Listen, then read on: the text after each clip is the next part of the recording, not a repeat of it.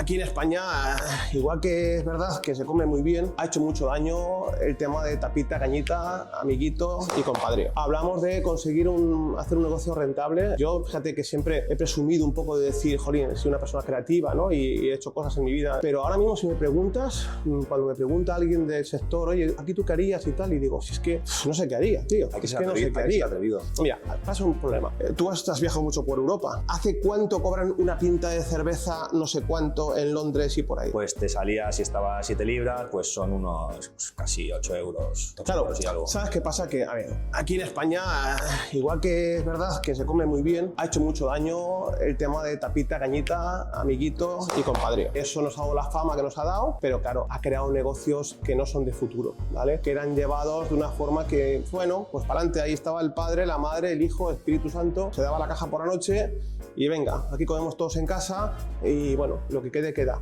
Pero claro, no es un negocio sostenible.